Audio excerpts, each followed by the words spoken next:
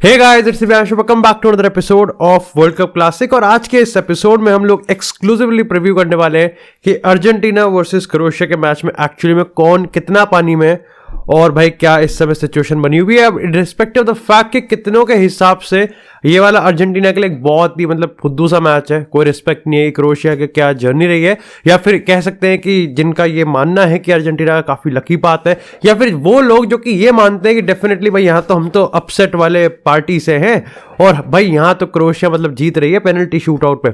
ये तो देखो डेफिनेटली ये तो सब्जेक्टिव है और ये सबका ओपिनियन अपना अपना वेरी करता है, लेकिन एक चीज तो कंफर्म है कि इस एपिसोड को देखने के बाद तुमको ये जरूर पता चल जाएगा कि हमको गेम में एक्चुअली में देखने को क्या मिलेगा और यहाँ पर कौन सी टीम कितने पानी में है, डिस्पाइट द फैक्ट कि कितनी हाइप हो, कितनी एक्सपेक्टेशन हो और क्या यहाँ पर इस समय प्रोपेगेंडा चलता हुआ दिख रहा है हमको।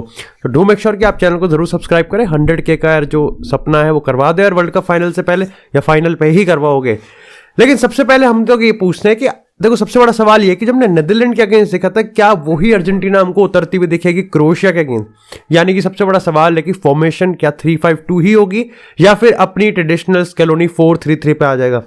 अब देखो आप कह सकते हो कि नीदरलैंड के अगेंस्ट यहाँ पर अर्जेंटीना ने काफी अच्छा परफॉर्मेंस दिया एक नई फॉर्मेशन में, एक शिफ्टेड फॉर्मेशन में, लेकिन मैं अभी भी यहाँ पर बेट करूंगा कि वापस से 4-3-3 में आना यहाँ पर बेस्ट ऑप्शन है फॉर अर्जेंटीना। आप क्रोएशिया को मैच करो उन्हीं फॉर्मेशन के साथ और कहीं ना कहीं डी मरिया का वापस आना भी इस चीज को पूरी तरीके से सपोर्ट करता है कि अर्जेंटीना वापस से अपने बैक टू बेसिक्स वाले और बैक टू बेस्ट वाले फॉर्मेशन पे आ सकती है। डी मरिया का राइट विंग पे आना बहुत ज्यादा सूट करता है अर्जेंटीना, क्योंकि despite the fact Di Maria वहां है या नहीं है, अर्जेंटीना का जो गेम है वो हमेशा राइट विंग से ही बनता है और वो उधर ही ओवरलोड करने की कोशिश करते हैं। आप इसको एक 4-4-2 भी मान सकते हो या फिर आप 4-3-3 भी मान सकते हो, लेकिन अगर मैं अप टॉप पिक करूं तो यूलियन अल्वारेज, मेसी और डी मरिया मेरा यहां पर प्रिफर्ड फॉर्मेशन रहेगा।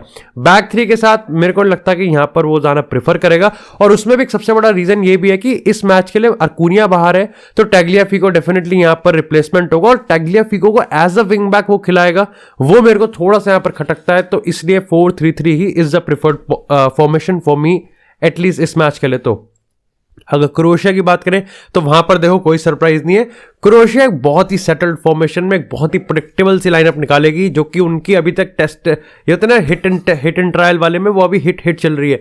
तो यहां पर आप ना के बराबर ही कोई चेंज देखने को मिलेगा जो कि हमको ब्राजील के अगेंस्ट था।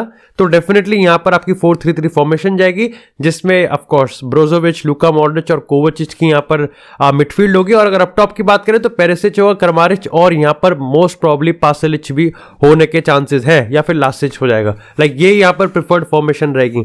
लेकिन डेफिनेटली यार एपिसोड में आगे जाने से पहले लेट्स एक्चुअली टॉक अबाउट ट्रागो, एक वंडरफुल एप्लीकेशन जो कि आपको बहुत सिंपल सवालों के जवाब देने पर आपको एक्साइटिंग कैश प्राइजेस देता है। और खास तौर से वर्ल्ड कप के सेमीफाइनल और फाइनल के इस पावन अवसर पे उन्होंने अपनी व्हाट्सएप कम्युनिटी भी क्रिएट करी है जो कि आप यहां पर ज्वाइन कर सकते हैं अगर आप उनके एप्लीकेशन को साइन अप करते हैं मेरे दिए गए लिंक इन द डिस्क्रिप्शन से। और उन्होंने यहां पर मेक श्योर किया है कि कोई भी यहां पर जो एप्लीकेशन में साइन अप कर रहा है खाली हाथ ना जाए। डेफिनेटली बहुत वंडरफुल, बहुत ईजी सवाल है यहां पर और आपके साथ वो यहां पर फ्री पोल, फ्री कम्युनिटी, फ्री चैट और कुल मिला के एक फुटबॉल की कम्युनिटी हो सकती है। साथ ही अगर एप्लीकेशन की बात करें तो बहुत सिंपल सवाल पूछे जाते हैं, उसमें अगर आप अपने पैसे इन्वेस्ट करोगे, अगर आपका सवाल ठीक गया तो आपको बहुत एक्साइटिंग कैश प्राइजेस यहां पर मिलने के पूरे चांसेस है। रेडमी फोन चाहे बहुत एक्साइटिंग इन्वेस्टमेंट पे आपको बहुत एक्साइटिंग रिटर्न्स मिलेंगे। सो डू मेक श्योर कि आप जरूर एक बार ट्रागो को चेक करें जिसका लिंक मैंने यहां पर डिस्क्रिप्शन में दे रखा है और पिन कमेंट में भी आपको जरूर मिल रखा है। लेकिन सबसे पहले हम लोग बात करते हैं इस मैच के यहां पर गेम की थीम को लेके कि गेम किस तरीके से यहां पर क्रिएट होगा। अब देखो यहां पर मैं आपको क्लियर कट विनर बताया तो वो है अर्जेंटीना। अब इसका सीन ये है कि देखो दोनों ही टीम पे पेस नहीं है, लेकिन अगर फिर भी आप कंपैरेटिवली दोनों टीम को कंपेयर करोगे तो ये तो कंफर्म है कि अर्जेंटीना के पास ज्यादा पेस है और पेस के साथ साथ आप कह सकते हो कि उनके पास थोड़ी वर्सेटैलिटी भी ज्यादा है।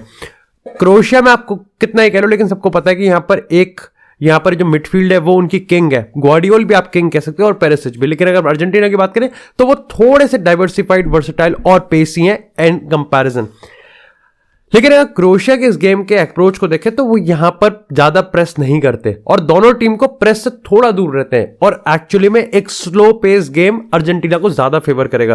क्योंकि लियोनेल मेसी की बात करें या बाकी के प्लेयर्स की बात करें जो कि क्रिएटर्स हैं अर्जेंटीना में, वो प्रिफर करें कि उनके पास ज्यादा टाइम हो रादर देन उनको प्रेस करना हो।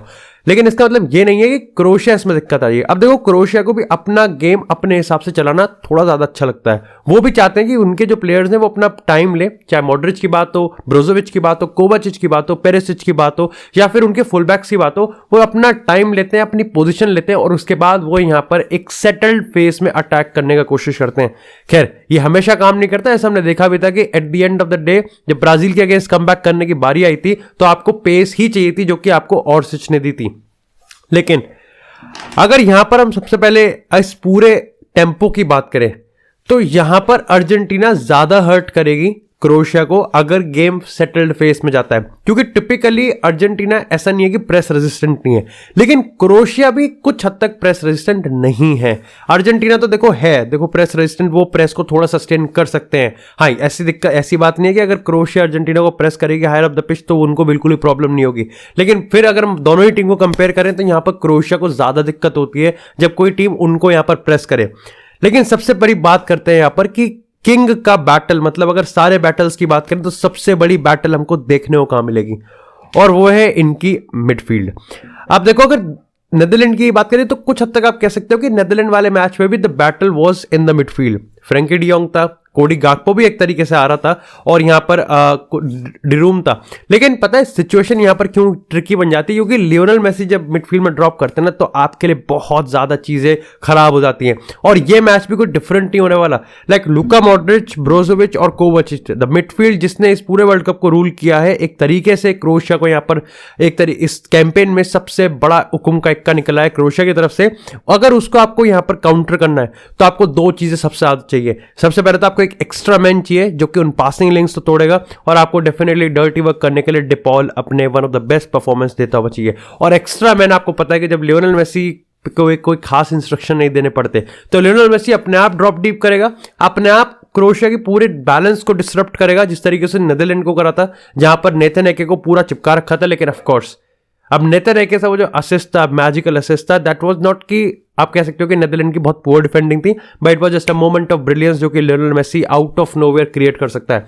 तो यहां पर क्रोएशिया भी यही एक्सपेक्ट करेगी कि ऐसा ना हो, लेकिन कहीं ना कहीं इनएविटेबल है कि ऐसा ही होगा। लियोनेल मेसी ड्रॉप डीप करेंगे जिस तरीके से नेमार करते हैं, जिस तरीके से पूरे कैंपेन में करते आए हैं, और यहां पर क्रोएशिया को वो डिसरप्ट करेंगे। उसके बाद अगर हम एक बार 1v1 डुअल्स की बात करें जिसके लिए मैं पर्टिकुलरली काफी ज्यादा एक्साइटेड हूं, वो होने वाला है यहां पर राइट साइड। अब देखो अगर हम नेदरलैंड की बात करें तो डिस्पाइट कि वहां पर डी मरिया नहीं था, लेकिन फिर भी हमने कहीं बात देखा कि अर्जेंटीना राइट साइड को काफी ज्यादा ओवरलोड कर रही थी। और अगर मोलिना की बात करें तो जो उनका गोल भी आता है एग्रेसिव, लाइक कितना एग्रेसिव था, वो भी कहीं ना कहीं उनके एग्रेसिव चढ़न, मतलब वो जो चढ़ रहे थे उसकी वजह से ही आया था।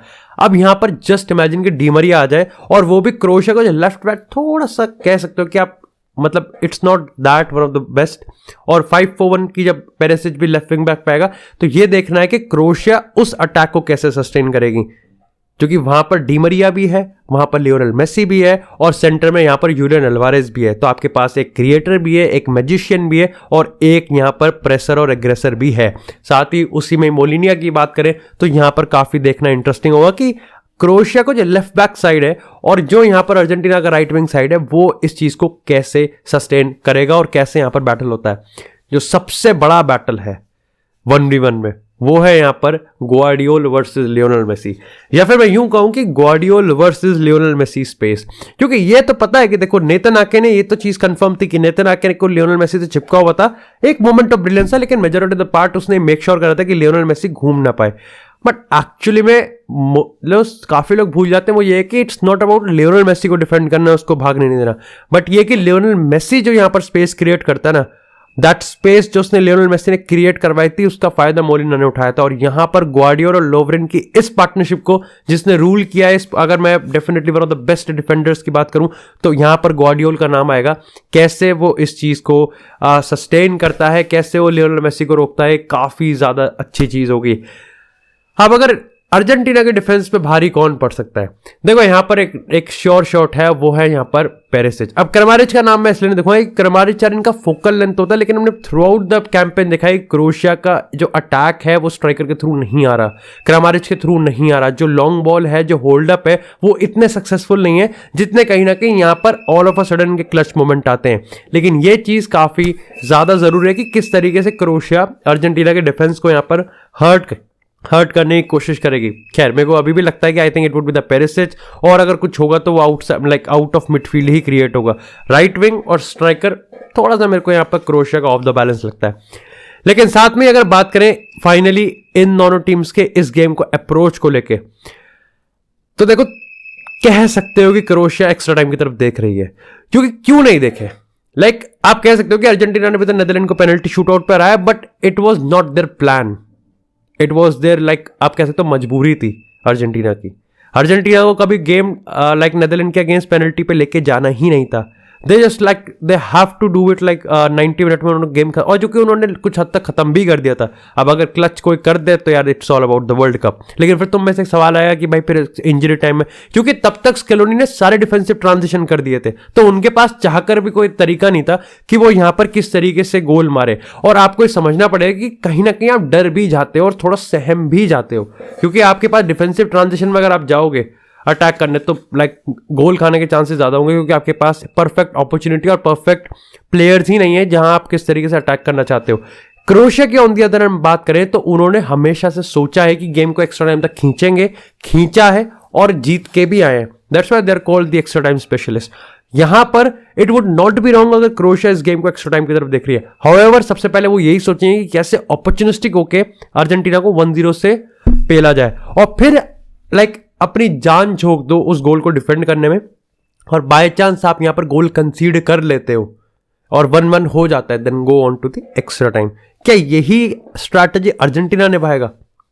बिल्कुल भी नहीं, क्योंकि अर्जेंटीना को पता है कि देखो डिस्पाइट द फैक्ट कि हम एक्स्ट्रा टाइम में जा सकते हैं, हमारे पास वो क्वालिटी भी है कि इन सालों में 119वें मिनट पे भी गोल मार देंगे। Of course when you have Lionel Messi in your team, तो आपके लिए हर मिनट हर सेकंड कुछ भी कभी भी हो सकता है।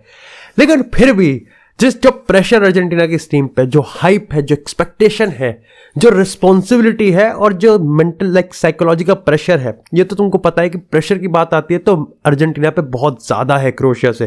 Croatia is on a honeymoon run, they are, और 2018 में भी था, और मैं कोई क्रेडिट नहीं ले रहा, लेकिन अर्जेंटीना के एक साइकोलॉजी का प्रेशर है। I don't want to take chances, वो फिर भी चांसेस नहीं लेना चाहेंगे बिल्कुल भी। ऐसे में वो जाएंगे ऑल ऑन एग्रेसिव। इसका मतलब ये नहीं है कि हाँ शुरू से हम देखने को मिल रहे हैं कि हाँ वो 3-4 गोल मारने पे लग रहे हैं, बट स्टिल एटलीस्ट वो 90 मिनट्स में 3 गोल तो भेड़ने के चक्कर में होंगे। 3 भी नहीं, लेकिन 2 तो पक्का उनकी प्लानिंग होगी कि जो भी हो 2 मारो, 1 मारो, 3 मारो, आधा मारो, लेकिन 90 मिनट्स में इस गेम को खत्म किया जाए। क्योंकि मेंटल स्ट्रेस वो भी 90 मिनट्स के बाद क्रोएशिया का एक अपर हैंड होगा और अर्जेंटीना का नहीं। तो ये मेरे को लगता है कि इन दोनों टीम्स का एक अप्रोच होगा। बाकी डू लेट मी नो कि आपका यहाँ पर अप्रोच किस तरीके से देखते हो, कि आप यहाँ पर कौन सी टीम का पलड़ा ज्यादा भारी है, क्या टीम क्या कर सकती है, और at the end of the day आपके हिसाब से कौन जीत रही है। 1 वर्ड में मेरे को आंसर चाहिए, अर्जेंटीना या फिर Croatia. Do let me know in the comment section. बाकी अभी तक आपने एपिसोड को लाइक नहीं किया तो लाइक करें, चैनल को सब्सक्राइब करें, आपको इसे फुटबॉल से एक्सक्लूसिव कंटेंट चैनल में मिलता रहेगा। तब तक के लिए stay tuned, stay safe, and I will see you in the next episode.